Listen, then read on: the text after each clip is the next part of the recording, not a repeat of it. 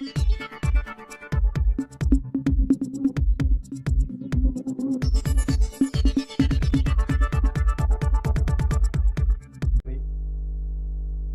खरं तर सिंधुदुर्ग जिल्हा बँकेच्या बाबतीत ज्या काही वेगवेगळ्या पत्रकार परिषदेच्या माध्यमातून काही आरोप केले गेलेत त्याचं उत्तर देण्यासाठी आज या ठिकाणी पत्रकार परिषदेचं आयोजन करण्यात आलेलं आहे। सिंधुदुर्ग जिल्हा मध्यवर्ती सहकारी बँक ही मागची 17 वर्ष मधला एक 2 वर्षाचा काळ वगळता महाराष्ट्राचे माजी मुख्यमंत्री, विद्यमान खासदार, आमचे सगळ्यांचे नेते आणि मार्गदर्शक आदरणीय नारायणराव राणे साहेब यांच्या नेतृत्वात गोडधोड करते आहे। त्यातल्या बँकेच्या सभासद असलेल्या सर्वांनी मागच्या अनेक वेळा राणे साहेबांच्याच विचाराच्या पॅनलला नेहमीच झुकतं माप दिलेलं आहे। त्याचं कारण की आदरणीय राणे साहेबांचा या बँकेच्या कारभारावर आणि प्रत्येक गोष्टीवर एक बारकाईने लक्ष असतो। कुठलीही चुकीची गोष्ट बँकेच्या कारभारामध्ये होऊ नये या बाबतीमध्ये ते नेहमीच दक्ष असतात आणि याची जाणीव जिल्हावासियांना असल्यामुळेच पुन्हा पुन्हा जिल्हावासीय प्रत्येक निवडणुकीमध्ये राणे साहेबांच्या नेतृत्वाखाली असलेल्या पॅनलला त्या ठिकाणी विजयी करत आलेले आहेत। आता मी चेअरमन म्हणून या ठिकाणी कार्यरत असताना आपल्यालाही सगळ्यांना माहिती आहे की आदरणीय राणे साहेबांनी त्या ठिकाणी जबाबदारी दिली आणि तेव्हापासून आम्ही मागची 4 वर्ष माझ्यासोबत उपाध्यक्ष म्हणून आदरणीय काळशेकरजी आणि त्यांच्यासोबत माझे सगळे सहकारी संचालक, काही इतर वेगवेगळ्या पक्षातून सुद्धा निवडून आलेले संचालक आहेत, परंतु बँक म्हणून त्या ठिकाणी काम करत असताना सर्व संचालक मंडळ एक मताने, एका भूमिकेने आणि त्या ठिकाणी धोरणानुसार काम करत आलंय। आणि हे निर्णय घेत असताना, कुठल्याही पद्धतीचे निर्णय घेत असताना आम्ही त्या ठिकाणी राणे साहेबांच्या निदर्शनास प्रत्येक गोष्ट मी आणत असतो। त्यांच्या सिग्नल नंतरच त्याच्या संदर्भातले निर्णय होत असतात आणि त्यांचा नेहमी एक भूमिका राहिलेली आहे की या जिल्ह्यातल्या बेरोजगारांना, तरुणांना, उद्योजकांना सुद्धा घडवण्याचं काम या ठिकाणी शेतकऱ्यांची बँक म्हणून ओळख असलेल्या जिल्हा बँकेने केलं पाहिजे। आणि त्या दृष्टिकोनातनं केंद्रात मंत्री, MSMEचे मंत्री असताना सुद्धा त्यांनी देशभरामधली पहिली जिल्हा बँक की ज्याला पंतप्रधान रोजगार निर्मिती कार्यक्रम, मुख्यमंत्री रोजगार निर्मिती कार्यक्रम यासारख्या शासनाच्या योजनांचा सुद्धा त्या ठिकाणी ॲप्लिकेशन करून दिलं। याच्या मागचा उद्देशच हा होता की या जिल्ह्यामध्ये नवीन उद्योजक घडले पाहिजेत। कारण आपल्यालाही माहिती आहे की अनेक वेळा जिल्ह्यातल्या काही लोकांकडून प्रश्न उपस्थित केले जात असायचे की आपल्या जिल्ह्यामधल्या बँकेचा कर्ज पुरवठा हा बाहेरच्या जिल्ह्यातल्या शेती व्यवसायाला किंवा प्रक्रिया उद्योगाला का केला जातोय। कारण आपल्या जिल्ह्यामध्ये अशा प्रकारचे मोठे उद्योग कार्यरत नसल्यामुळे, पुढे येत नसल्यामुळे, उद्योजक पुढे येत नसल्यामुळे बँकेचा व्यवसाय टिकला पाहिजे, बँक वाढली पाहिजे, बँकेचा नफा वाढला पाहिजे, यासाठी ठेवीमधल्या रकमा ह्या कर्ज स्वरूपामध्ये त्या ठिकाणी राज्यातल्या वेगवेगळ्या जिल्ह्यांमध्ये चांगल्या उद्योगांसाठी साखर निर्मिती असतील, इथेनॉल निर्मिती असेल किंवा इतर काही प्रक्रिया मोठे उद्योग असतील, या उद्योगांना राज्य बँक किंवा त्या जिल्ह्यातल्या जिल्हा बँका यांना सोबत घेऊन कन्सोर्शियममध्ये त्या ठिकाणी पतपुरवठा केला जातो की ज्याद्वारे मिळणारा उत्पन्न हा बँकेसाठी येतो। जिल्ह्याच्या आपल्या नफ्यामध्ये, जिल्हा बँकेच्या नफ्यामुळे त्यामुळे वाढ होत आलेली आहे। आता अशा प्रकारचं धोरण घेऊन या जिल्ह्यामधल्या अनेक शेतकऱ्यांना नवीन शेतजमीन घेणं, आपली शेती डेव्हलप करणं, त्या शेतीच्या माध्यमातून काही नवीन प्रक्रिया प्रकल्प उभे करणं, याच्यासाठी खरं तर जिल्हा बँक म्हणून आम्ही सातत्याने आग्रही असतो. आणि हे धोरण पूर्वीपासून बँकेचं चालत आलेलं आहे आणि त्याच्यामध्ये अधिक सुधारणा करून आम्ही त्या दृष्टिकोनातून अगदी योग्य पद्धतीने पतपुरवठा करण्याचा प्रयत्न करत आलेलो आहोत. आता ज्या जिल्हा बँकेच्या माजी अध्यक्षांनी या बँकेबद्दल, बँकेच्या संचालकपदाबद्दल त्या ठिकाणी आरोप केलेले आहेत, खरं तर हे आरोप आणि त्यांची पत्रकार परिषद ऐकल्यानंतर त्या ठिकाणी त्यांनी चेअरमन म्हणून नेमकं काय शिकले, चेअरमन म्हणून काम करत असताना नेमकी कुठल्या गोष्टींचा त्यांनी अभ्यास केला होता, याचा सुद्धा विचार खऱ्या अर्थाने करण्याची गरज निर्माण झालेली आहे. मागच्या पत्रकार परिषदेनंतर खरं तर आम्ही तात्काळ उत्तर देणं अपेक्षित होतं. अनेक पत्रकार बंधू असतील किंवा या जिल्हावासी असतील, अनेकांचे त्या ठिकाणी फोन येत होते की आपण या पत्रकार परिषदेला उत्तर द्या. परंतु या खुर्चीला सुद्धा त्या ठिकाणी एक आचारसंहिता आहे. बँकेकडे असलेल्या ठेवीदाराची कुठलंही नाव किंवा त्याची ठेव रक्कम ही उघड करू नये. कुठल्याही कर्जदाराचा कर्ज रक्कम आणि त्याचे कर्ज व्यवहार हे तो कर्जदार सोडून अन्य कोणाला उघड करू नये, अशा प्रकारचं एक बेसिक आचारसंहिता ही चेअरमन, पूर्ण संचालक मंडळ आणि बँकेचे अधिकारी वर्ग यांना कायमस्वरूपीची असते. आणि हीच आचारसंहिता आम्हाला सुद्धा लागू होती. आणि म्हणून त्या ठिकाणी जोपर्यंत मग पत्रकार परिषद घेणारे असो किंवा अन्य कोणी असो, जोपर्यंत ते आमचे कर्जदार आहेत तोपर्यंत आम्ही त्याचा कर्जाचा तपशील उघड करू शकत नव्हतो. आणि म्हणून त्या जबाबदारीचं भान लक्षात ठेवून, बँकेची ध्येय धोरणं आणि हित लक्षात ठेवून त्या ठिकाणी आम्ही तो संयम पाळलेला होता. त्यानंतरच्या काळामध्ये हायकोर्टाने, मुंबई हायकोर्टाच्या कोल्हापूर खंडपीठाने त्या ठिकाणी कर्जदाराला ऑर्डर केली. कर्जदार म्हणून राजन तेलींचा मुलगा प्रथमेश तेली आणि सर्वेश तेली हे दोघेजण त्या ठिकाणी कर्जदार आणि स्वतः राजन तेली आणि त्यांची पत्नी ही सहकर्जदार आहेत. त्यांना कोर्टाने ऑर्डर केली की हे कर्ज आपण त्या ठिकाणी 10 नोव्हेंबरपर्यंत पूर्ण पेड करा. खरं तर त्यांनी माझ्या माहितीनुसार त्याच्या अगोदर पत्रकार परिषद घेतलेली होती आणि त्याच्यानंतर कोर्टाने त्यांना ऑर्डर केली की पूर्ण पेड करा. त्यांनी त्या ठिकाणी त्या संदर्भात ॲफिडेविटसुद्धा दिलेलं होतं की आम्ही त्या तारखेला ती रक्कम पूर्ण पेड करू, परंतु त्यांनी ती पूर्ण पेड केली नव्हती. त्याच्यानंतर पुन्हा मुदतवाढ मागितली. कोर्टाने त्यांना पुन्हा 4 आठवड्याची मुदतवाढ दिली आणि काल त्यांनी पूर्ण त्या ठिकाणी कर्जपेड ही 9 डिसेंबर 2025 रोजी त्या ठिकाणी केली. आणि म्हणून आता त्याच्यानंतरच्या पत्रकार परिषदेला आम्ही स्पष्टपणे त्याचा सगळा तपशील आपल्यासमोर मांडत आहोत की या सगळ्या पत्रकार परिषदेच्या माध्यमातून त्यांनी ज्या गोष्टी मांडल्या आहेत त्याचं मूळ कारण नेमकं काय आहे हे सुद्धा सगळ्यांना खरं तर समजण्याची गरज आहे. त्यांनी त्या ठिकाणी साधारणतः 2021च्या शेवटच्या टप्प्यात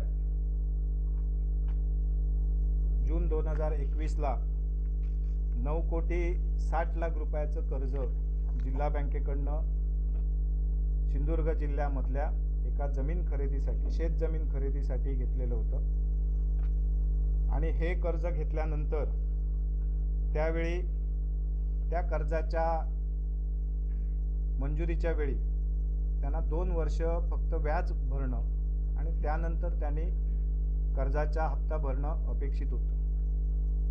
परंतु हे कर्ज घेतल्यानंतर त्यांनी त्या ठिकाणी व्याजाची रक्कमसुद्धा परतफेड करता येत नाही आहे, अशा प्रकारचा त्या ठिकाणी मुद्दा उपस्थित केला. खरं तर प्रोजेक्ट रिपोर्टमध्ये असं दाखवलेलं होतं की सुमारे 1.25 कोटीपेक्षा जास्त रक्कम आपल्याला त्याच्या शेती उत्पन्नातून मिळेल आणि आपण कर्ज परतफेड करू, परंतु ते करू शकले नाही. आणि मग त्यांनी आपल्या या कर्जाची परतफेड करण्यासाठी बँकेकडे तारण असलेल्या व्यापारी गाळे विकून आपण कर्ज परतफेड करू थोडीफार, त्याच्यासाठी तुम्ही ते तारण गाळे विकण्याची परवानगी द्या, अशा प्रकारचा अर्ज केला. आणि हा अर्ज 2021 मध्ये झाला होता. 2022च्या पहिल्या महिन्यामध्ये, म्हणजे जेव्हा आमचं संचालक मंडळ अस्तित्वात आलं तेव्हा आम्ही पहिल्याच टप्प्यामध्ये त्यांना त्या ठिकाणी हे गाळे विकण्याची परवानगी दिली आणि ते गाळे विकून त्याचे पैसे कर्ज खात्यात भरण्याची परवानगी दिली. आणि त्याच वेळी त्यांनी बँकेकडे अजून एक अर्ज केला की आपण दिलेला जो व्याजदर आहे बँकेने, कारण त्यांना ज्यावेळी जून 2021 मध्ये हे कर्ज मंजूर झालेलं होतं त्यावेळी या कर्जाचा व्याजदर 15% होता आणि तो व्याजदर आपल्याला परवडत नाही, त्याच्यामुळे माझं मोठं आर्थिक नुकसान होतं आहे. त्यामुळे आपण हा व्याजदर आम्हाला कमी करून द्यावा की जेणेकरून माझा आर्थिक ताण कमी होईल, अशा प्रकारचा बँकेकडे अर्ज. याच संचालक मंडळाने त्यांना व्याजात सवलत दिली आणि जवळपास एकूण 43,20,000ची सवलत ही बँकेकडनं त्यांना या कर्ज रकमेच्या पोटी दिली गेली. तरीसुद्धा गाळे विकूनही पैसे बँकेकडे भरले गेले नाहीत. व्याजाची सवलत देऊन सुद्धा बँकेचं कर्ज वसूल होत नव्हतं आणि म्हणून जेव्हा हे कर्ज थकबाकी झालं त्यावेळी त्याच्यावरची कायदेशीर कारवाई सुरू करण्याशिवाय बँकेकडे कुठलाही पर्याय उपलब्ध नव्हता. आणि या संदर्भात जेव्हा त्यांना बँकेने रीतसर पहिली नोटीस दिली आणि त्यांना सांगितलं की तुमचं थकबाकी असलेलं कर्ज त्या ठिकाणी पूर्णफेड करण्यासाठी आपण पावलं उचला. खरं तर 21 डिसेंबर 2023ला हे खातं थकबाकी झालेलं होतं, NPAत गेलेलं होतं आणि म्हणून बँकेने सातत्याने त्यांना त्याच्यानंतरच्या काळामध्ये पाठपुरावा चालू ठेवलेला होता. आणि तो चालू ठेवल्यानंतरही जेव्हा कर्जदार म्हणून आणि थकबाकीदार म्हणून त्यांचा बँकेला कोणताच रिस्पॉन्स मिळेना, बँकेला सदरचं कर्ज वसूल करण्यासाठी कायदेशीर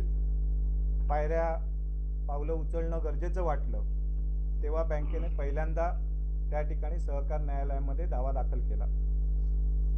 कारण की जेव्हा मार्च 2023ला त्यांनी शेवटपर्यंत सांगितलेलं होतं बँकेला की मी मार्चच्या शेवटच्या दिवशी हे पैसे पूर्ण पेड करतो, परंतु त्यांनी त्यावेळी थकबाकी पूर्ण पेड केली नाही आणि जवळपास हजारो थकबाकीदारांची इतक्या वर्षातली सगळी थकबाकीची रक्कम ही 80 कोटीच्या घरात होत होती. आणि ह्या एकाच कर्ज खात्यामुळे आमचा NPA हा जवळपास 92 कोटीच्या पुढे गेला. म्हणजे एकाच कर्ज खात्यामुळे आमची बँकेचा बॅलन्स शीटमधला NPA ची वाढ ह्या एकाच कर्ज खात्यामुळे झाली. आणि त्यामुळे त्यानंतर नाबार्ड असेल किंवा RBI असेल, या सगळ्या यंत्रणेकडनं बँकेला विचारणा केलं गेलं की याच्यावर आपण का कारवाई करत नाही. आणि म्हणून मग बँकेला सगळ्याच ज्या न्यायालयीन बाजू आहेत त्या पुढे पार पाडाव्या लागल्यात आणि कायदेशीर कारवाईची पावलं उचलावी लागली. या कायदेशीर कारवाईची पावलं उचलत असताना सुद्धा त्या ठिकाणी त्यांनी अशी भूमिका घेतली की आम्ही हे कर्जच घेतलेलं नाही, आम्ही हे कर्ज अशा प्रकारचं त्याचं मिसयुटिलायझेशन केलेलं नाही. अनेक ज्यावेळी बँकेने चौकशी केली, त्याची तपासणी केली, कारण जोपर्यंत एखादा कर्जदार हा NPA होत नाही तोपर्यंत त्याची डिटेल इन्क्वायरी बँकेला करता येत नाही. परंतु हे खातं थकबाकी झाल्यामुळे बँकेला डिटेल इन्क्वायरी करावी लागली आणि डिटेल इन्क्वायरी केल्यानंतर असं लक्षात आलं की ह्या कर्जाचं मिसयुटिलायझेशन झालेलं आहे. या संदर्भात आम्ही सहकार न्यायालयात दावा केला आणि तो दावा केल्यानंतर कर्जदाराच्या विरुद्ध आणि बँकेच्या बाजूने ह्या दाव्याचा निर्णय झाला आणि त्याच्यामध्ये त्या ठिकाणी सहकार न्यायालयाने पूर्ण रक्कम ही कर्जदाराने भरण्यासंदर्भातली ऑर्डर केली आणि त्याच्या संदर्भात अपिलेट कोर्टामध्ये अपील झालं. तिथे त्यांनी सातत्याने तारखा घेतल्या, तिथे त्यांनी सुनावणी झाली, तिथेही त्यांच्या विरोधात निर्णय झाला, कोर्टात गेले. खरं तर त्याच्या व्यतिरिक्त या सगळ्या लोकांच्या नावे असलेल्या सगळ्या जमिनींवर त्या ठिकाणी ताबा घ्या आणि अटॅचमेंट लावा अशा प्रकारची ऑर्डर केली आणि ती ऑर्डर झाल्याच्या नंतर आपण त्या ठिकाणी महसूल विभागाकडे पत्रव्यवहार केला. त्यांच्या सिंधुदुर्गातल्या आणि रायगड जिल्ह्यातल्या सगळ्याच प्रॉपर्टीवर त्या ठिकाणी अटॅचमेंट झाली आणि कोर्टाने ऑर्डर केलेली होती की तुम्हाला कुठलीही प्रॉपर्टी विकता येणार नाही जोपर्यंत सिंधुदुर्ग जिल्हा मध्यवर्ती सहकारी बँकेचं थकबाकी कर्ज आपण भरत नाही. आणि असा कोर्टाचा निर्णय झालेला असताना सुद्धा त्या ठिकाणी आपली बँकेची रक्कम भरणा होत नव्हती आणि म्हणून त्या ठिकाणी पुढची जप्तीची कारवाई सुरू करण्यासाठी पावलं बँकेने उचलली. त्यावेळी त्याच्यातली काही रक्कम त्यांनी भरणा केली आणि त्यानंतर पुन्हा त्यांनी अपिलेट कोर्टाकडे जमीन विकण्याची परवानगी मागितली. अपिलेट कोर्टाने त्यांना काही काळाची संधी दिली, परंतु तरीसुद्धा ते भरू शकले नाहीत. शेवटी हायकोर्टामध्ये ही केस गेली आणि हायकोर्टाने त्यांना पूर्ण रक्कम, कुठली तरी एखादी जमीन विका आणि पूर्ण रक्कम भरा अशा प्रकारची ऑर्डर केली आणि त्याच्यातनं त्यांना ही पूर्ण रक्कम बँकेला भरावी लागली. आणि या सगळ्यातनं आम्ही दिलेल्या 9,49,98,60,000 कर्जाच्या अगेन्स्ट त्यांना 15,29,60,000 एवढी व्याजासह आणि सगळ्या दंड रकमांसह ह्या रकमा भराव्या लागल्यात. आणि हे करत असताना कर्जदार म्हणून बँकेने जे सहकार्य करणं अपेक्षित होतं ते त्या पातळीवर बँकेने केलेलं होतं.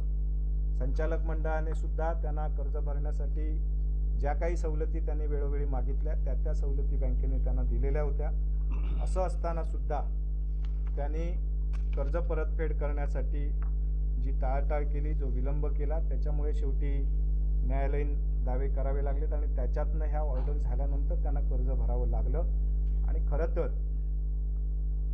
त्याच्यानंतर या सगळ्यातनं जिल्हा बँकेवर राग काढण्यासाठी, राजकीय द्वेषापोटी आणि आपल्याला बँकेला त्रास द्यायचा आहे अशा प्रकारची भूमिका घेऊन त्यांनी त्या ठिकाणी वेगवेगळ्या पद्धतीने पत्रकार परिषदेच्या माध्यमातून बँकेवर आरोप करण्याचा प्रयत्न केला. खरं तर स्वतः कर्ज घेतलेलं असेल तर स्वतःच्या कर्जा व्यतिरिक्त आपण बँकेच्या दुसऱ्या कुठल्याही कर्जदाराच्या कर्ज खात्यासंदर्भात माहिती ही मीडियाच्या माध्यमातून प्रसिद्ध करण्याचे अधिकार कोणाला दिलेले नाहीत. कालच्या पत्रकार परिषदेमध्ये त्यांनी बँकेचा लोगोसुद्धा वापरलेला आहे. या सगळ्या संदर्भात आवश्यक ती कायदेशीर कारवाई निश्चितपणे आम्ही करणार आहोत. खरं तर या जिल्ह्यामधल्या उद्योजकांसाठी, शेतकऱ्यांसाठी आणि महिलांसाठी कर्ज देत असताना त्यांची बॅलन्स शीट बघून आजपर्यंतच्या इतिहासामध्ये जिल्हा बँकेने कधी कर्ज पुरवठा केला नाही. कारण जर बॅलन्स शीट बघून कर्ज पुरवठा केला तर मला वाटत नाही की या जिल्ह्यामध्ये 10% सुद्धा त्या ठिकाणी नवीन उद्योजक उभे राहू शकतील. आणि म्हणून पूर्णतः विश्वासाने आणि या जिल्ह्यातील उद्योजक घडावा, या जिल्ह्यातला शेतकरी उभा राहावा या दृष्टिकोनातनं बॅलन्स शीट न बघता ज्याची बॅलन्स शीट कमकुवत आहे त्याची बॅलन्स शीट अधिक सक्षम करण्यासाठीच बँक त्याच्या पाठीशी उभी राहते आणि हीच भूमिका घेऊन त्या ठिकाणी आजपर्यंत बँकेने पतपुरवठा केलेला आहे. कालच्या पत्रकार परिषदेमध्ये त्यांनी बॅलन्स शीटचा आणि काही कर्जदारांच्या लायकीचा, त्यांच्या क्षमतेचा उल्लेख केला. खरं तर या क्षमतेचा, या लायकीचा आणि या बॅलन्स शीटचा जर विचार 2021मध्ये यांना कर्ज देताना बँकेने केला असता, कारण त्यावेळेच्या बॅलन्स शीटसुद्धा आम्ही काल बघितल्या, त्यावेळी असं लक्षात येतं की खरं तर त्यांनासुद्धा कर्ज देण्यासाठी ते पात्र नव्हते. परंतु कर्जाची परतफेड हा आणि त्याची तारण व्यवस्था या गोष्टीची खातरजमा करून बँक पतपुरवठा करत असते आणि त्याच्यातनं आजपर्यंत सगळे कर्जदार हे बँकेबरोबर असलेल्या संबंधांवर, त्या ठिकाणी बँकेने केलेल्या मदतीची जाणीव ठेवून वेळेत आमच्याकडे कर्ज परतफेड करत असतात. आणि म्हणून आज राज्यामध्ये ही बँक नावारूपास किंवा अग्रगण्य राहण्याचं खरं कारण हेच आहे की आमच्या बँकेचा NPA जो आहे हा नेट NPA 0% राहिलेला आहे. ग्रॉस NPA सुद्धा हा कधी 3%च्या पुढे जात नाही. आणि हीच खरं तर आमच्या या सिंधुदुर्गवासियांनी बँकेला दिलेली साथ आहे. आणि म्हणून याच मुद्द्यामुळे बँक पहिल्या 3 क्रमांकाच्या यादीमध्ये सातत्याने राहते. त्याचं खरं कारण हे आहे. आणि म्हणून नेहमीच थकबाकीदारावर कुठल्याही प्रकारची दयामाया न दाखवता योग्य मार्गाने त्याची कर्जवसुली करणं ही भूमिका आम्ही बँकेने सातत्याने ठेवली आणि तीच भूमिका आम्ही त्यांच्या बाबतीत ठेवलेली होती. आता कर्ज घेतल्यानंतर सुद्धा जर कर्ज परतफेड करायची नाही आणि त्या ठिकाणी आपण दुसऱ्यांना दरोडेखोर म्हणणार असू, तर अशा एखाद्या प्रशिक्षित दरोडेखोराने बँकेवर अशा प्रकारचे आरोप करणं ही खरं तर हास्यास्पद गोष्ट आहे. राजकीय द्वेष, राजकीय राग मनीष दळवी म्हणून वैयक्तिक मनीष दळवीवर असेल, पालकमंत्री म्हणून नितेशजी राणे यांच्यावर असेल, तो काढण्याचा, राजकीय द्वेष काढण्याची जागा ही जिल्हा बँक नाही.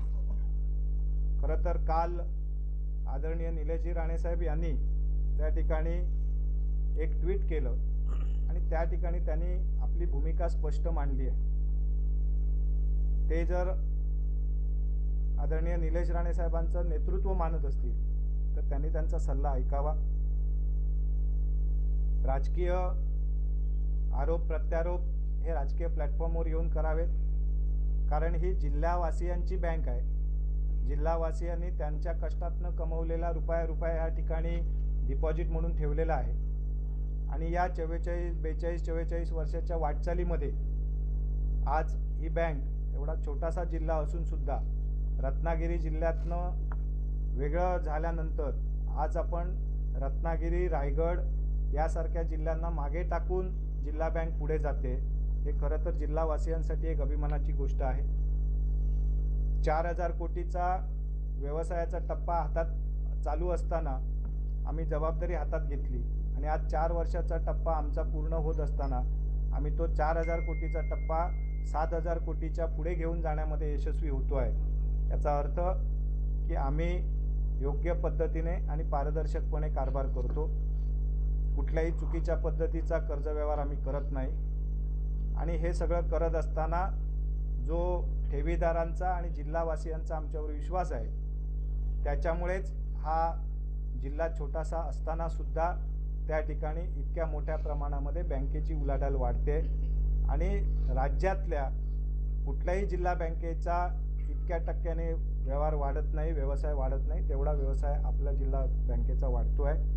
ही जिल्ह्यासाठी एक अभिमानाची गोष्ट आहे. म्हणून राजकीय रोष, राजकीय आरोप प्रत्यारोप करण्यासाठी आणि त्याला सामोरं जाण्यासाठी मनीष दळवी म्हणून मी सक्षम आहे.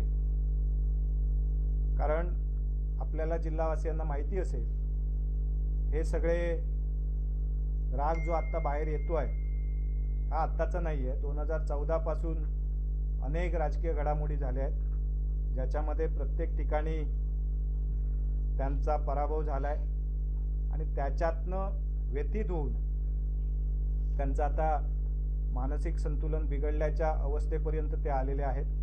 आणि म्हणून ते अशा पद्धतीची पत्रकार परिषदा सातत्याने घेत आहेत. या माध्यमातनं माझी त्यांना विनंती राहील की बँकेला आणि जिल्ह्याला या ठिकाणी आपल्या वादामध्ये ओढण्याची गरज नाही. तुम्हाला राजकीय जे काय आरोप प्रत्यारोप करायचे असेल ते आपण समोरासमोर येऊन करा, त्याचं उत्तर देण्यासाठी आम्ही सक्षम आहोत. परंतु अनेकांच्या आयुष्यभराच्या योगदानातनं ही उभी राहिलेली संस्था आहे, ही उभी राहिलेली बँक आहे, जी आज राणेसाहेबांच्या नेतृत्वाखाली त्या ठिकाणी राज्यामध्ये डौलाने पुढे जाते आहे. देशामध्ये याचं नावलौकिक आहे. अनेक मार्किंगमध्ये, अनेक त्या ठिकाणी स्पर्धांमध्ये बँक अव्वल राहिलेली आहे. त्यामुळे बँकेवर जर खऱ्या अर्थाने आपण जे पत्रकार परिषदेत सांगतात की आमची बँकेवर प्रेम आहे, बँकेबद्दल आम्हाला आस्था आहे, आणि ती जर असेल तर या सगळ्या वादामध्ये बँकेला ओढण्याची गरज नाही. कारण बँकेमध्ये कुठलाही चुकीचा व्यवहार होत नाही आणि तो व्हायला आम्ही देणार नाही आणि तो आम्ही कुठल्याही पद्धतीने करणार नाही. कारण या बँकेवर जिल्हावासियांचा विश्वास आहे आणि ही जिल्हावासियांची बँक आहे. त्यांनी उभी केलेली, त्यांच्या सगळ्यांच्या सहकार्यातून उभी राहिलेली बँक आहे. याला एक उज्ज्वल अशा प्रकारचा इतिहाससुद्धा आहे आणि तो इतिहास कायम ठेवून त्या ठिकाणी राज्याला, देशाला अभिमान वाटेल आणि जिल्हावासियांनासुद्धा अभिमान वाटेल अशा प्रकारचं काम करण्याची जबाबदारी आम्ही खांद्यावर घेतलेली आहे. आणि त्या दृष्टिकोनातून आम्ही सगळं संचालक मंडळ आम्ही काम करतो आहोत. जे काही आम्ही कर्ज वितरण करतो आहोत ते विनाव्याज कोणाला देत नाहीत. इथे बसून आम्ही कुठल्या देणग्या देत नाहीत. आम्ही 14%, 15%, 12% जे काही धोरणानुसार व्याज ठरलेलं आहे ते रीतसर व्याज घेऊन बँकेचा नफा वाढवतो आहोत. आजपर्यंत जे काही कर्ज दिली आहेत ती कुठलीही थकबाकी नाहीत. ती योग्य पद्धतीने योग्य वेळेत वसूल होत आहेत आणि थकबाकी जो कोणी थकबाकीदार असेल त्याच्यावर आम्ही आवश्यक ती कायदेशीर कारवाई योग्य पद्धतीने करतो आहोत आणि त्याबद्दल आम्ही कुठल्याही प्रकारचं कॉम्प्रोमाइज करत नाही. आणि म्हणून बँकेच्या कारभाराबद्दल अशा प्रकारे गैरसमज पसरवण्याचं काम त्वरित थांबवावं. आम्ही या संदर्भात आवश्यक ती जी काही कायदेशीर कारवाई आहे ती सगळी कारवाई या पुढच्या काळामध्ये करणार आहोत. बँकेबद्दल तुम्हाला जे काही तक्रारी असतील त्या त्यांनी आमच्याकडे स्वतः लेखी स्वरूपात यापूर्वी वर्ष, दीड वर्ष सातत्याने केलेल्या आहेत. वेगवेगळ्या स्तरावर केलेल्या आहेत. त्याची उत्तरं त्यांना योग्य पद्धतीने दिली गेलेली आहेत. आणि जर त्या उत्तरातनं ते समाधानी नसतील तर ज्या ठिकाणी त्यांना न्याय मिळेल असं वाटतं त्या ठिकाणी त्यांनी अर्ज करावेत. त्याच्याबद्दल आमचं काही दुमत नाही. परंतु अशा प्रकारे चुकीच्या पद्धतीने पत्रकार परिषदा घेऊन त्या ठिकाणी बँकेची बदनामी केलेलं आम्ही अजिबात खपून घेणार नाही. आणि हे आम्हीच नाही तर जिल्हावासीयसुद्धा खपून घेणार नाही.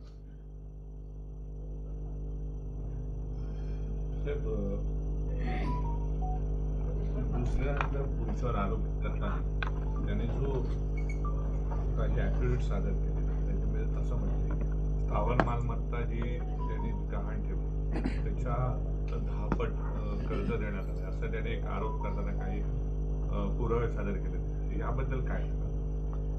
याबद्दल सुद्धा आपल्याला मी सांगू इच्छिन की काल ज्या पद्धतीने 7/12 त्याचे फेरफार दाखवून दिशाभूल करण्याचा जो प्रयत्न झाला आहे, मुळात कर्ज कोणी घेतलं आहे, किती घेतलं आहे, कुठल्या कारणासाठी घेतलं आहे, त्याच्यासाठी अधिक काय काय तारण व्यवस्था आहे, बँकेचं धोरण काय आहे, याची पहिली माहिती घेणं आवश्यक होतं. ती कुठल्याही पद्धतीची माहिती न घेता 7/12 दाखवून आपण दरोडा पडला अशा प्रकारची बोंब मारत जाणं हे निश्चितपणे चुकीचं आहे. कारण आम्ही जे काही कर्ज दिलेलं आहे ते मशीन खरेदीसाठी एका ड्रेजिंग कंपनीला दिलेलं आहे, जिल्ह्यातल्या ड्रेजिंग कंपनीला दिलेलं आहे. आणि हे देत असताना ज्या मशीन येणार आहेत त्यांचीच किंमत मुळात 40 कोटी आहे. आणि त्या मशीन ह्या आमच्याकडे तारण म्हणून असणार आहेत. परंतु तरीसुद्धा हा व्यवसाय आमच्यासाठी, आमच्या बँकेसाठी कर्ज पुरवठ्यासाठी नवीन असल्यामुळे आम्ही कर्जदाराला विनंती केली की आम्हाला अधिकचं तारण मालमत्ता त्या ठिकाणी द्यावी. आणि त्याच्यामध्ये त्यांनी अधिकची तारण व्यवस्था ही 32 कोटी रुपयाची आम्हाला दिली आहे.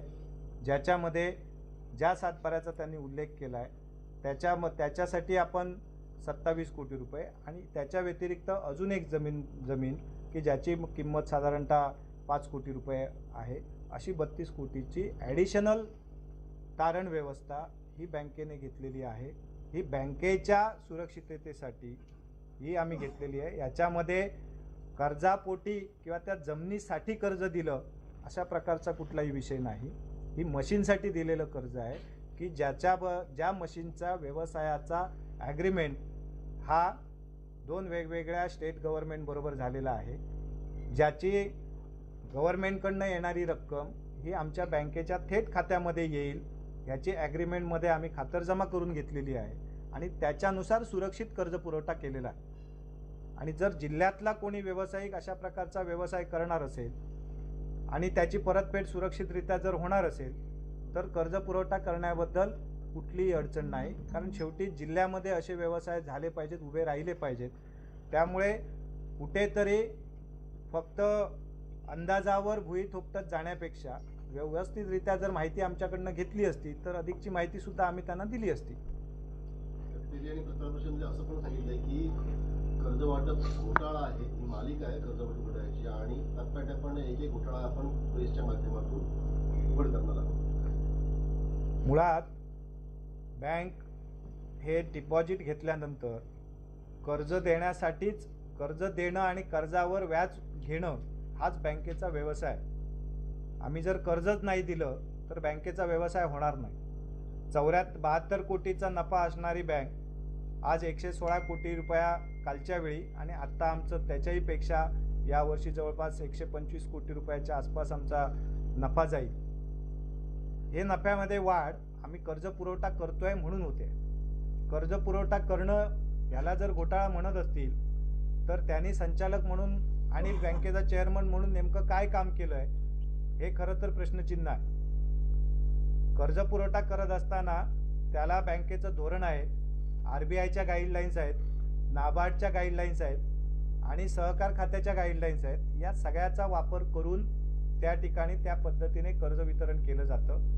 हे कर्ज वितरण केल्यानंतर सुद्धा त्या कर्ज खात्याच्या संदर्भात वर्षभरामध्ये 5 वेगवेगळ्या ऑडिट होतात आणि 5 वेगवेगळ्या ऑडिटमध्ये ह्या सगळ्या प्रकरणांचा तपास केला जातो. त्याच्यामध्ये जर कुठल्या चुका झालेल्या असतील तर त्या चुका ऑडिटमध्ये निदर्शनास आणून दिल्या जातात आणि ऑडिट रिपोर्ट आल्यानंतर त्याच्या पुढच्या 90 दिवसाच्या आत त्याच्या दुरुस्त्या करण्याची जबाबदारी ही संचालक मंडळावर आणि अधिकाऱ्यांवर असते आणि त्या पद्धतीनेच बँकेचं काम चाललेलं आहे. आणि म्हणून सगळ्या ऑडिटमध्ये आम्हाला A किंवा A+ हे जे मार्किंग मिळतं हे ऑडिटर त्या सगळ्या गोष्टी तपासतो आणि योग्य पद्धतीचं कर्ज वितरण झालेलं असतं म्हणूनच हे ग्रेडिंग मिळतं. हे ग्रेडिंग काही घरात बसून मिळत नाही. त्यांनी असं म्हटलंय की डिफॉल्ट आपण कर्ज घेतलं परंतु वेळेत मी कर्ज भरत असताना बँकेने मला डिफॉल्टर घोषित करण्याचा प्रयत्न केला आणि सातत्याने त्रास दिला असं त्यांनी आरोप केलाय. बायजरावून तुम्ही असं म्हटलंय की 2023ला डिसेंबर 2023ला त्यांनी 15% व्याजदरामध्ये 14% विनंती केली होती आणि तुम्ही 1% कमी केलं. त्या दोन्ही गोष्टीकडे तुम्ही ॲज अ चेअरमन म्हणून कसं बघताय? बँकेच्या कुठल्याही कर्जदाराला कर्ज दिल्यानंतर खरं तर कर्ज वितरण हे आमच्या अगोदरच्या संचालक मंडळाच्या काळामध्ये झालेलं होतं. परंतु कोणी कर्जदार असला तरी तो कर्जदार त्याची कर्जाची रक्कम व्यवस्थितरित्या बँकेकडे परतफेड करण्यासाठी आवश्यक ती जी काही मदत बँकेला करणं आवश्यक असतं. मग त्याच्यामध्ये त्याचा व्यवसाय एक्सपांड करायचा असेल, वाढ करायची असेल तर त्याच्यासाठी त्याला आर्थिक मदत आवश्यक असेल, त्याला काही त्याच्यावर अन्याय होत असेल तर त्याला सवलतीचा काळ देणं आवश्यक असेल तर किंवा त्याचा व्यवसाय अडचणीत आलेला असेल आणि काही काळानंतर त्याच्या व्यवसायामध्ये तो स्थिर होण्याची शक्यता बँकेला वाटत असेल तर अशा काळामध्ये त्याला ती कालावधी वाढ करून देण्याची आवश्यकता असेल. अशा पद्धतीच्या सवलत देण्याचे अधिकार हे बँकेच्या संचालक मंडळाला असतात. त्या दृष्टिकोनातनं आम्ही त्यांना आवश्यक ती जे काही त्यांचे ॲप्लिकेशन्स यायचे त्याच्यातलं योग्य मागणी आम्ही वेळोवेळी पूर्ण केल्यात. परंतु त्या मागणी पूर्ण झाल्यानंतरही बँकेच्या कर्जाची परतफेड होईना आणि सतत जवळपास 1.5 वर्षापेक्षा जास्त काळ ही रक्कम NPA राहिली म्हणून आम्हाला न्यायालयात जावं लागलं. आता जर न्यायालयामध्ये आम्ही चुकीच्या पद्धतीने गेलो असतो, चुकीच्या पद्धतीने कारवाई केली असं जर न्यायालयाच्या निदर्शनास झालं असतं तर जवळपास 4 कोर्टामध्ये बँकेच्या बाजूने निर्णय झाले नसते आणि त्यांच्या विरोधात निर्णय झाले नसते. साहेब, असं म्हणायचं आहे का की राजन तेली यांना 2.5 वर्षांमध्ये 9 कोटीच्या कर्जापोटी 15 कोटी एनपी गेल्या महिने भराव्या लागल्या आणि हा राग त्यांनी वैयक्तिक बँकेवर आणि वैयक्तिक मनीष दळवी यांच्यावरती काढलाय का? कारण प्रेसमध्ये त्यांनी असंही म्हटलं की जिल्हा बँकेवरती जे चेअरमन असतात ते 1.5 वर्षानंतर बदलले जातात, मात्र सतत मनीष दळवी जे आहेत ते जिल्हा बँकेत आता ही जी टर्म सुरू आहे त्यापासून मनीष दळवी चेअरमन आहे. मुळात मी सुरुवातीलाच आपल्याला सांगितलं की त्यांना कर्ज घेतल्यानंतर ते मी कर्ज परतफेड करणारच नाही, बँकेला काय ते करून घेऊन दे, अशा प्रकारच्या ज्या वल्गना याच्या पूर्वीच्या सुद्धा काळामध्ये त्यांनी केल्या आहेत, त्याचं उत्तर कोर्टाच्या ऑर्डरने त्यांना मिळालं. कर्ज घेतल्यानंतर मग तो कोणी असो सगळ्यांना समान न्याय असतो. या बँकेमध्ये मग ते संचालक म्हणून संचालकांनी घेतलेलं कर्ज असो, त्यांच्या नातेवाईकांनी असो किंवा सामान्य कर्जदारांनी असो, प्रत्येकाला न्याय सारखाच असतो.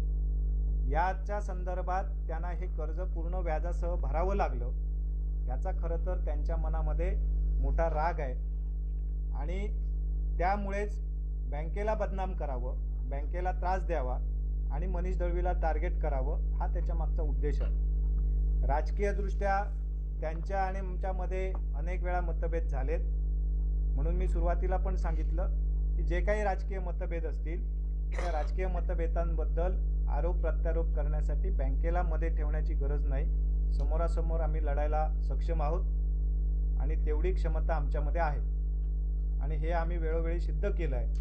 आणि म्हणूनच आम्ही स्वतःला मी मत न घालता सुद्धा त्या ठिकाणी मोठ्या मताधिक्याने निवडून आलो आणि त्यांना या ठिकाणी पूर्ण प्रचार करण्याची आणि मतदारांपर्यंत पोहोचण्याची संधी असताना सुद्धा 2 वेळा जिल्हा बँकेमध्ये पराभव पत्करावा लागला. आणि म्हणून ही पात्रता जी आहे, ही पात्रता जिल्ह्यातल्या जिल्हावासीय जिल्हा बँकेच्या सभासदांनी ओळखली, म्हणून त्यांना दुसऱ्यांदा आणि तिसऱ्यांदा सुद्धा पराभव पत्करावा लागला. आणि ती पात्रता आमची होती आणि म्हणून राणेसाहेबांनी ही काम करण्याची आम्हाला संधी दिली आणि ती पात्रता आहे, म्हणून जिल्हावासियांनी विश्वास टाकून आज 4,000 कोटीवरचा व्यवसाय 5 वर्षात फक्त 7,000 कोटीवर नेण्यासाठी मदत केली.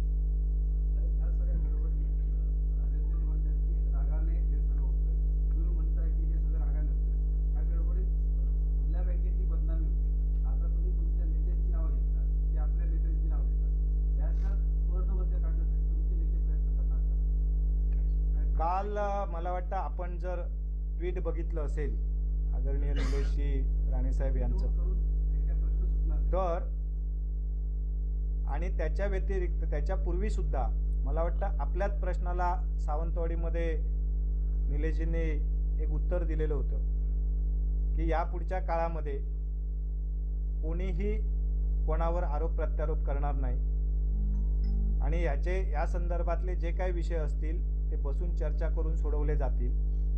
आणि तशा पद्धतीच्या महायुती म्हणून आम्हाला सूचनासुद्धा होत्या आणि एक कर्जदाराबद्दल त्याच्या कर्ज खात्याबद्दल न बोलण्याची एक आचारसंहिता होती. या दोन्ही बंधनांमुळे आम्ही गप्प होतो, परंतु काल ही बंधनं त्यांनी स्वतः तोडली आणि म्हणून काल निलेशजी राणेसाहेब यांना त्याच्या संदर्भात आपलं मत स्पष्टपणे मांडावं लागलं. मला असं वाटतं की काही संयम, हा नेता म्हणून अनेक वर्ष सार्वजनिक जीवनात काम केल्यानंतर तो संयम पाळला पाहिजे आणि तो संयम पाळण्याची क्षमता कदाचित त्यांची आता राहिलेली नसेल आणि म्हणून त्यांनी अशा प्रकारची भूमिका घेतली आहे.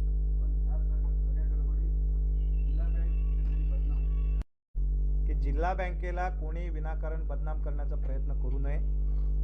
या संदर्भातले आवश्यक सगळे कायदेशीर ज्या काही कारवाई करणं आवश्यक आहे ते आम्ही निश्चितपणे करणार.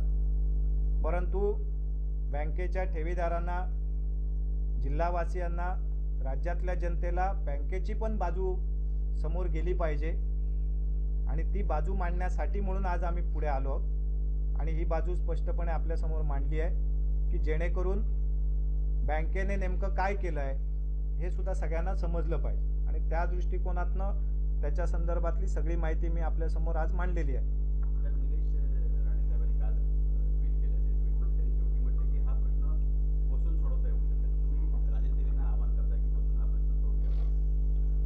मला आवाहन करण्याची आवश्यकता नाही. त्याचं कारण आदरणीय राणेसाहेब असतील, आदरणीय निलेश राणेसाहेब असतील, पालकमंत्री म्हणून नितेश राणेसाहेब असतील, किंवा आमचे सर्वांचे नेते चव्हाणसाहेब असतील, यांनी एखादी आम्हाला सूचना केली की ती सूचना ही आमच्यासाठी ग्राह्य असते.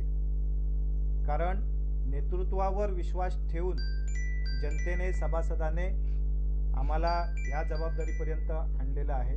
जबाबदारी आमच्या खांद्यावर दिलेली आहे. त्यामुळे नेतृत्वाच्या सूचना मानणं आणि नेतृत्वाच्या सूचनेनुसार काम करणं ही जबाबदारी आमची आहे आणि ती जबाबदारीचं भान आम्हाला आहे. आणि म्हणून त्यांनी एखाद्या वेळी थांबा म्हटलं की थांबणं, त्यांनी एखाद्या वेळी म्हटलं की याचं उत्तर द्या तर ते देणं, त्याप्रमाणे आम्ही काम करतो. आणि याच्यावरूनच आपल्या लक्षात आलं असेल की त्या संदर्भातली योग्य ती चर्चा आम्ही त्यांच्याशी केलेली आहे. साहेब, एकीकडे शिंदेसेनेचे दीपक केसरकर असतील, निलेश राणेसाहेब असतील, हे सगळे तुमच्या कामाचं कौतुक. युती धर्म पाळावा यानंतर रवींद्र चव्हाणांनी पण म्हटलेलं होतं. परंतु 4 वर्ष तुम्ही यशस्वी कारकीर्द केल्यानंतर 10 महिने ते 1 वर्ष राहिले जिल्हा बँकेच्या निवडणुकीला. याचं मनीष दळवींना टार्गेट करण्याचे प्रयत्न वाटतात का तुम्हाला? चांगली गोष्ट आहे. ते ज्यावरती टार्गेट करतायत त्यावरती आम्ही चांगलं काम केलं आहे हे त्याच्यातनं सिद्ध होत आहे. त्यामुळे त्यांना जर टार्गेट करायचंच असेल तर त्यांनी निश्चितपणे आम्हाला टार्गेट करावं. परंतु त्याच्यासाठी बँकेला मध्ये ठेवायची आवश्यकता नाही. आम्हाला राजकीयदृष्ट्या हवं त्या पद्धतीने टार्गेट करा. आणि बँकेच्या कारभारावर जे काही आरोप करण्याचे प्रयत्न दोन्ही वेळा झाले, त्यावेळी दोन्ही वेळा त्यांच्याच नेत्यांनी त्याच्या संदर्भातली उत्तरं त्यांना दिलेली आहेत. त्यामुळे खरं तर आम्ही त्यांना वेगळं काय सांगण्याची आवश्यकता नाही. वरिष्ठ पातळीवर कुठेतरी युतीचे संकेत मिळतात. असं असताना कुठेतरी असे प्रकार घडत आहेत युतीमध्ये. कुठे जिल्हा परिषद आगामी पंचायत निवडणुकीचे कुठेतरी मिठाचा कडा पडेल असं वाटते का? आता आपल्या प्रश्नाचं सगळ्याचंच उत्तर त्या ठिकाणी मिळतं आहे. आपण मागच्या पत्रकार परिषदेचं टायमिंग बघा आणि आजच्या पत्रकार परिषदेचं टायमिंग बघा. मागच्या पत्रकार परिषदेचं टायमिंग हे बरोबर नगर परिषदांच्या निवडणुकांचं बिगुल वाजण्याच्या सुरुवातीलाच होतं. आणि आजच्या पत्रकार परिषदेचं सुद्धा टायमिंग हे जिल्हा परिषदेच्या निवडणुकांच्या तोंडावर आहे. याचा अर्थ नेमका काय आहे हे आपल्या सगळ्यांना मी काय वेगळं सांगण्याची गरज नाही. भाजपचे त्यांनी असं म्हटलं होतं की दीपक केसरकर जे आहेत ते अवैध असतात, त्यांना घ्यायची नसते. आणि दुसरीकडे बघितलं आपण तर आमदार निलेश राणे यांनी काल केलेलं ट्विट वैयक्तिक अजेंडा नको, या दोन्ही आमदारांचं म्हणणं तेही ऐकतील असं वाटतंय. खरं तर आदरणीय दीपकभाई हे संयमी आणि सुसंस्कृत नेते आहेत. म्हणून ते 4 वेळा आमदार झाले आणि म्हणून त्याच मतदारसंघामध्ये यांना किती वेळा पराभव पत्करावा लागला हे सुद्धा तुम्ही विचार करा. आणि आदरणीय निलेशजी राणेसाहेब हे एकदा खासदार झालेत आणि पुन्हा एकदा आमदारसुद्धा झाले. लोकांमधनं जेव्हा आपण निवडून येतो त्यावेळी लोक जेव्हा विश्वास टाकतात त्याचं कारण ती क्षमता आणि ती पात्रता असावी लागते. आणि त्यामुळे त्यांचं ऐकावं की नाही ऐकावं हे त्यांनीच ठरवलं पाहिजे. तर एक प्रश्न त्याने असं म्हटलंय की यानंतर जर तुम्ही पत्रकार परिषद घेतल्यानंतर त्यांनी असंही म्हटलं की मी एकनाथ शिंदे आणि फडणवीसांकडे जाऊन, मुख्यमंत्र्यांकडे जाऊन आपली बाजू मांडणार आहे, तक्रार करणार आहे. त्यानिमित्ताने तुम्हाला प्रश्न असा आहे की तुम्ही जिल्हा बँकेवर त्यांनी काउंटर अटॅक दुसऱ्यांदा केल्यानंतर तुम्ही त्यांचे नेते उपमुख्यमंत्री एकनाथ शिंदे जे असतील किंवा फडणवीस साहेब यांची तुम्ही पालकमंत्र्यांच्या माध्यमातून भेट घेऊन हा प्रश्न मांडणार आहात? मला बँकेची बाजू मांडण्यासाठी ज्या ज्या ठिकाणी आवश्यकता असते त्या ठिकाणी मी माझी जाऊन बाजू मांडतो. त्याच्यासाठी मला कुठलीही बंधनं नाहीत. महायुतीतले नेते ज्यांना योग्य वाटेल ते त्या ठिकाणी आम्हाला बोलवतील, विचारतील, तिथे आम्ही त्या पद्धतीचं त्यांच्यासाठी माहिती उपलब्ध करून देऊ. परंतु या सगळ्याच्या मागे ते जे काही प्रयत्न करत आहेत, खरं तर कालच्या पत्रकार परिषदेमध्येच त्यांनी केंद्र शासनापासून, राज्य शासनापासून, नाबार्डपासून, RBI पासून ते पोलीस यंत्रणेपर्यंत सगळ्यांवर प्रश्नचिन्ह निर्माण केले, उपस्थित केले. हे प्रश्नचिन्ह उपस्थित का करावे लागतात? कारण तुमच्या तक्रारीमध्ये तथ्य नसतं म्हणून. जर इतक्या सगळ्या यंत्रणेमध्ये जर तक्रारीत तथ्य असतं तर निश्चितपणे बँकेच्या विरुद्ध काहीतरी कारवाई झाली असती. आणि त्यामुळे मी पुन्हा एकदा आपल्याला सांगतो, दिशाहीन आणि तथ्यहीन तक्रारी करत बसण्यापेक्षा बँकेची बदनामी करण्याचं काम त्यांनी थांबवावं.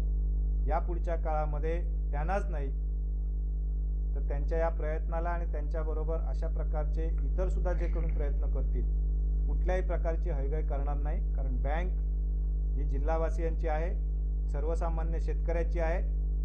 आणि इथे राजकारण आणू नका.